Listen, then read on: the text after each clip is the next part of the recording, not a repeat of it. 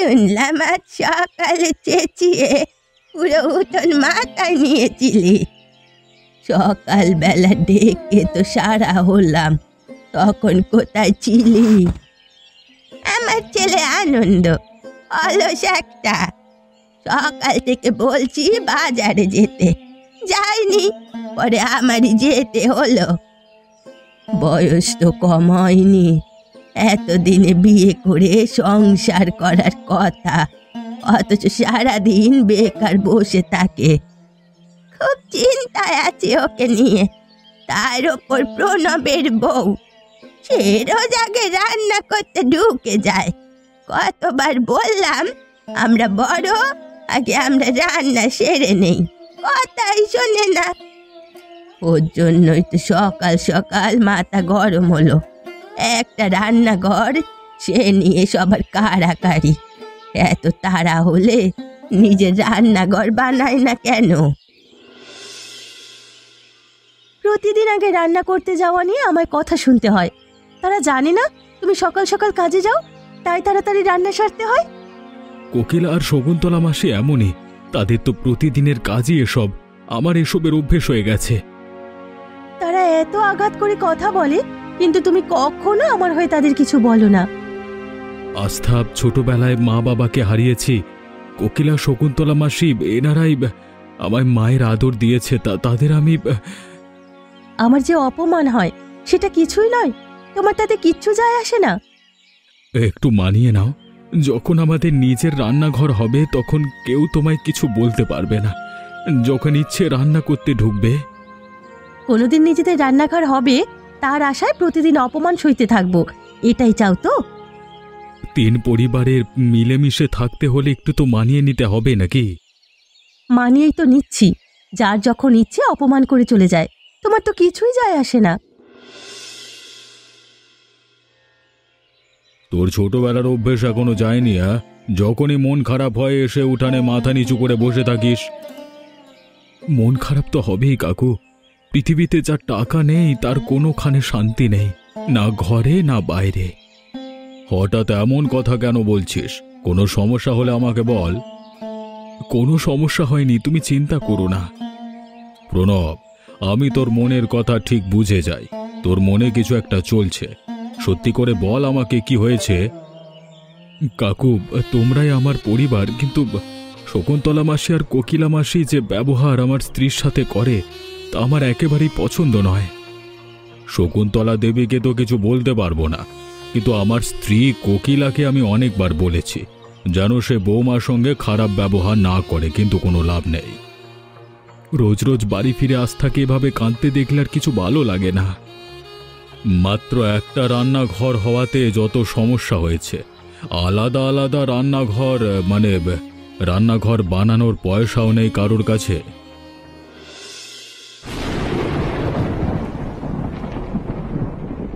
তোমার উপরওয়ালা কি দিয়ে বানিয়েছে বলো তো? প্রতিদিন এত কথা শোনো, তারপরে তোমার শিক্ষা হয় না? আপনি এতক্ষণ আসেননি মাসিমা, এখন আমি রান্না করতে এসেছি, আর এখন আপনি এসে আমায় ধমকাচ্ছেন। কি বলতে চাইছো তুমি? আমি তোমার দিকে নজর রাখি? ইচ্ছে করে চেঁচামেচি করার বাহানা খুঁজে বেড়াই তোমার কাছে? হ্যাঁ, আমি তেমন কিছু বলিনি। তাছাড়া আপনার বাড়িতে রান্নার তাড়া নেই, কিন্তু আমার তাড়া থাকে। আমার স্বামী সকাল সকাল কাজে যায়। ও, এখন তুমি তোমার স্বামীকে পরিশ্রমী আর আমার ছেলেকে অলস বলতে চাইছো? যদি তোমার ঘরেই রান্না জরুরি আর আমাদের গুলো অহেতুক। আপনি অহেতুক কথা বাড়িয়ে যাচ্ছেন মাসিমা, আমি এমন কিছুই বলিনি। তুমি কি বলেছো আর কি বলনি আমি ভালোভাবে বুঝতে পেরেছি। তো এতই যখন তারা তোমার স্বামীর, তাহলে তোমায় আলাদা রান্নাঘর বানিয়ে দেয় না কেন? দয়া করে আপনার আমার কথার মাঝে তাকে টেনে আনবেন না। প্রণবকে আমি বড় করলুম নিজের ছেলের মতো, তার ব্যাপারে এখন কথা বলাও নিষেধ। বাবা বাবা। খুশি তো? এবার তুমি খুশি তো? অবশেষে তুমি যা চাইতে তাই হলো, তোমার ইচ্ছে পূরণ হলো। নিশ্চয় শকুন্তলা মাসি তোমায় আমার ব্যাপারে কিছু বলেছে? অবশ্যই বলবেন তিনি। তুমি তাকে অপমান করেছো, তার মানে কষ্ট দিয়ে কথা বলেছো, আর তুমি কি আশা করছো এসব কিছুই আমার কানে আসবে না? তিনি তোমায় মিথ্যে কথা বলেছেন, তাকে আমি অপমান করিনি। তিনি শুধু শুধু কেঁদে তামাশা শুরু করলেন। তুমি আর একটা কথা বললে আমি মেরে তোমার হাড়গোড় ভেঙে দেব। তিনি গুরুজন হিসেবে তোমাকে দুটো কথা বলতেই পারেন, তা বলে তুমি তুমি এক্ষুনি তার কাছে যাবে, গিয়ে ক্ষমা চাইবে? না, আমি কোনো অপরাধ করিনি, তাই আমি ক্ষমাও চাইব না। তিনি আমায় তোমার চোখে ছোট করার জন্যই এসব করেছেন। হয় তুমি ক্ষমা চাইবে, নয়তো আমি তোমাকে আজকেই মেরে ফেলবো। বেশ, তুমি চাইলে আমায় মারতে পারো, কিন্তু শকুন্তলা মাসিমার মতো বদমাশ মহিলার কাছে আমি কিছুতেই ক্ষমা চাইব না। তোমার এত দুঃসাহস! এই পথ যদি না শেষ হয় তবে কেমন হতো তুমি বলো তো? পথ শেষ না হলে বাড়ি ফিরবে কি করে শুনি?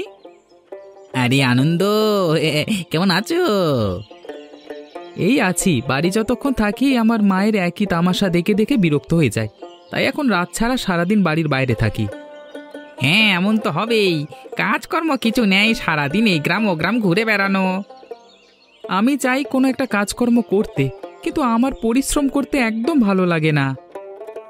আরে সে কথা আর বলতে, পুরো গ্রাম তন্ন তন্ন করে খুঁজলেও তোমার মতো অলস আর অকর্মণ্য লোক খুঁজে পাওয়া যাবে না। অলস হওয়াটাও একটা বিশেষ গুণ, বুঝলে মুরালি?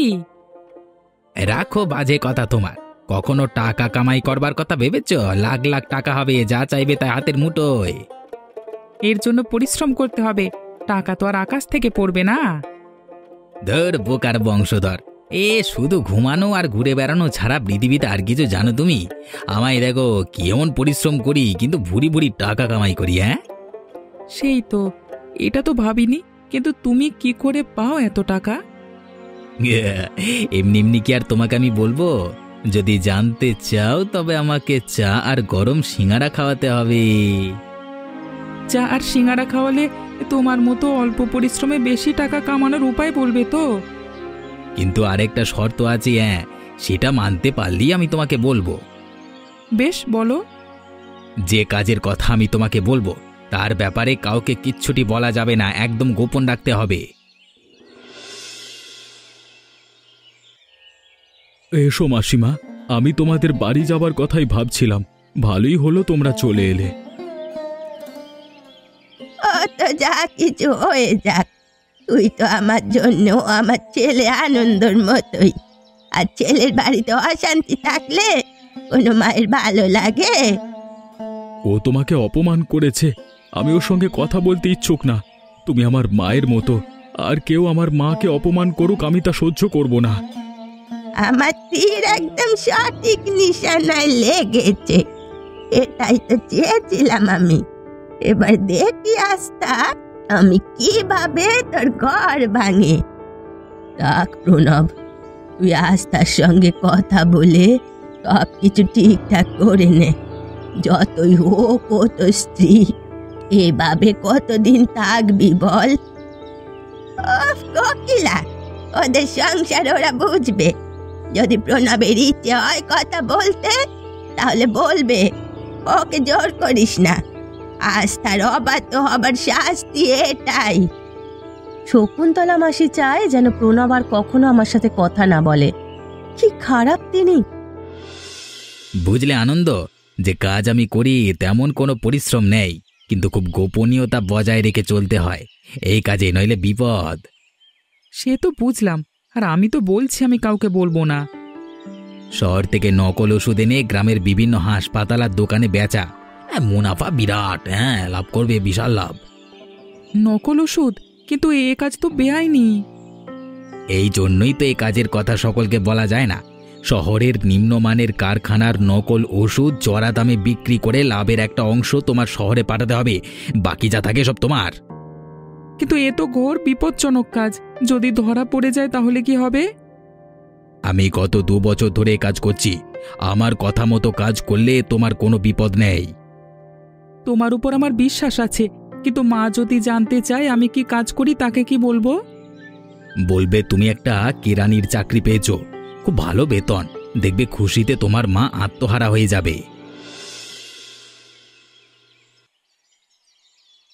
প্রণব আর আস্থার মধ্যে যে অশান্তি লেগেছে মনে হয় তা ঠিক হবে না। এবার তো মনে হচ্ছে সংসার ভাঙবে ওদের। প্রণব রেগে একটু গায়ে হাত তুলেছে বলে ভাবিস না ও আজ তাকে ছেড়ে দেবে। ওই মেয়ে যা চল চাতুরি জানে, ঠিক আবার প্রণবের মন জয় করে নেবে। সে আর হতে দিচ্ছি না। একবার যখন ওদের সম্পর্কে ভাঙন ধরেছে, এবার ওদের আলাদা করেই ছাড়বো। কিন্তু ওদের আলাদা করে আমাদের লাভটা কোথায়? ছোট থেকে আমরা প্রণবকে সামলেছি, কখনো নিজের ছেলে মেয়ের থেকে কম স্নেহ করিনি। কিন্তু আমাদের স্নেহের কোনো প্রতিদান আমরা পেয়েছি? তাহলে তুই কি চাস প্রণব তার স্ত্রীকে ছেড়ে দিক?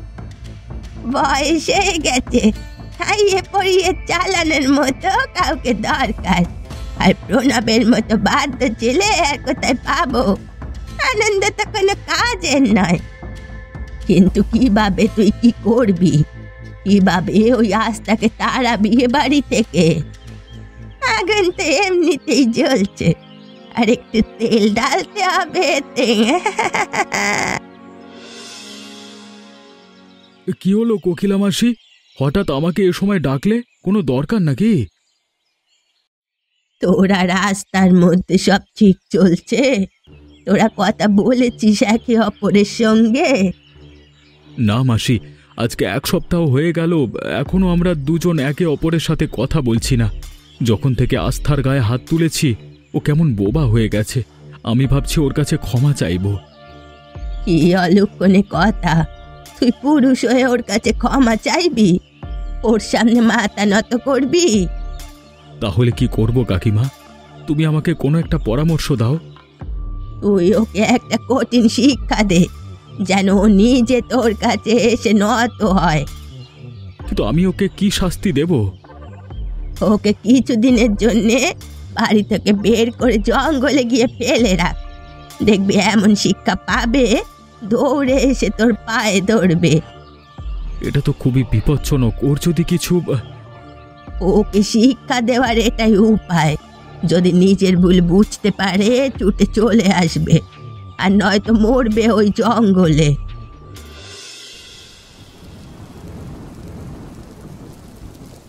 আজ 1 সপ্তাহ হয়ে গেল প্রণব আমার সঙ্গে একটিবারের জন্য কথা বলল না। কি এমন অপরাধ করে ফেললাম আমি?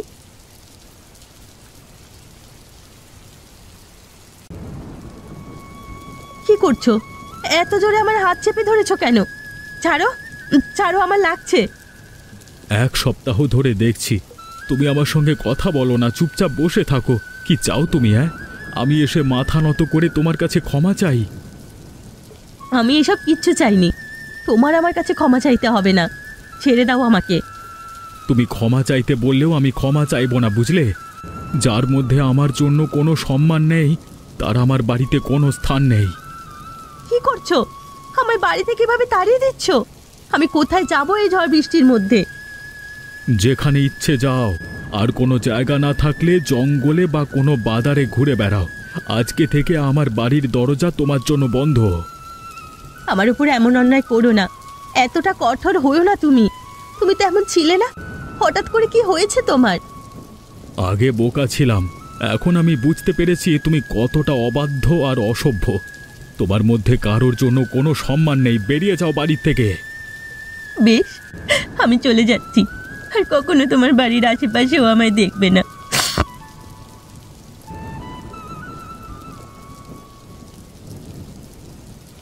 আমি ভেবেছিলাম আস্থা আমার কাছে ক্ষমা চাইবে, কিন্তু ও রাজি হয়ে গেল।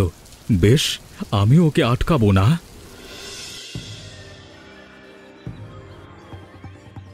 কি কেমন চলছে তোমাদের কাজ? খুব জমজমাট চলছে। আজকে 5,000 টাকার ওষুধ এনেছি, এই সব 20,000 টাকায় বেচবো। বাহ, খুব ভালো। কতদিন ধরে চলছে এই চোরা কারবার তোমাদের? আনন্দ এই কাজে নতুন, আমি তো পুরনো। কি দারোগাবাবু আপনি? আমি তো খেয়ালই করিনি আপনি বিকে। খুব ভালো হলো খেয়াল করনি। খেয়াল করলে গড়গড় করে সব সত্যি মুখ, মানে সত্য মুখ থেকে বের করতে না। দারোগাবাবু, আমার কোনো দোষ নেই। আমি বারবার এই মুরলিকে বলেছি এ কাজ বিপজ্জনক, সে শোনেনি। তাই নাকি? তুমি যদি এতটাই ভালো হতে তাহলে এমন জঘন্য কাজে মুরালির সঙ্গ দিতে না। অনেক দিন ধরে খুঁজছি তোমাদের, আজকে হাতে নাতে ধরলাম। তোমাদের কারণে কত মানুষ ভুল ওষুধে মারা গেছে জানো।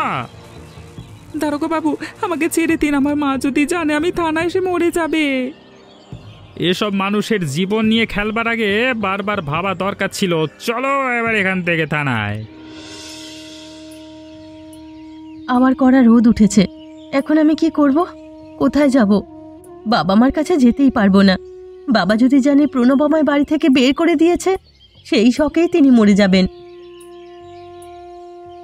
হায় হায়, বেচারা হরিণটার কি হলো? যাই তো গিয়ে দেখি তো। এই হরিণটাকে আমায় বাঁচাতেই হবে। একটু সেবা করলেই এই হরিণ একদম ঠিক হয়ে যাবে।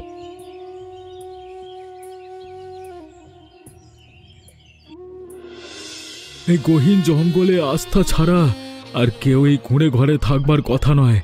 যাই যাই গিয়ে দেখি। তুমি এখানে? কালকে থেকে তোমাকে আমি খুঁজে যাচ্ছি, অবশেষে পেলাম। আমি তোমায় বাড়ি ফিরিয়ে নিয়ে যেতে এসেছি আস্থা।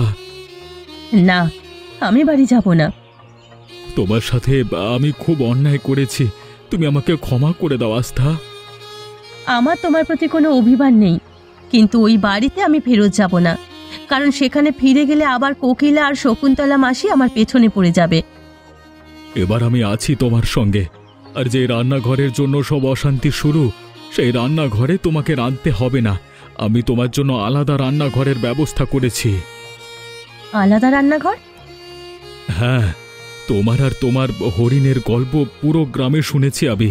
তখন সিদ্ধান্ত নিয়েছিলাম তোমায় সসম্মানে ফিরিয়ে আনব, নিজের ভুলের প্রায়শ্চিত্ত করব। এই দিনটার জন্যই আমি অপেক্ষা করছিলাম। প্রতিজ্ঞা করো, এখন থেকে যে যাই বলুক তুমি তাদের কথায় কান না দিয়ে আমায় বিশ্বাস করবে। আমি তোমায় প্রতিজ্ঞা করছি। যখন আমি ওই জঙ্গলে ছিলাম, মাঝে মাঝে খুব ভয় করত যদি কোনো হিংস্র প্রাণী আক্রমণ করে বসে। আমিও তোমায় নিয়ে খুব চিন্তায় ছিলাম। কোকিলা মাসির পাল্লায় পড়ে আমি এমন বোকামি করেছিলাম, নয়তো আমি কখনো তোমার সঙ্গে এমন অন্যায় করতাম না। পুরনো কথা এখন তুলে লাভ নেই।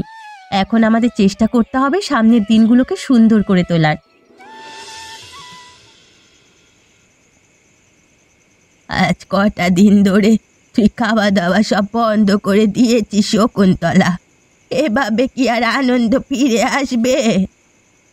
আমার পিঠ পিছনে আমার ছেলে এত বড় বেআইনি কাজ করছিল, আমি টেরও পেলাম না। যদি জানতাম তবে কখনো করতে দিতাম না। এর চেয়ে আনন্দ বেকারই ভালো ছিল। আমার ছেলে হাজতে বন্দি হয়ে পচে মরছে, আর ওই প্রণব নিজের স্ত্রীকে নিয়ে সুখে সংসার করছে।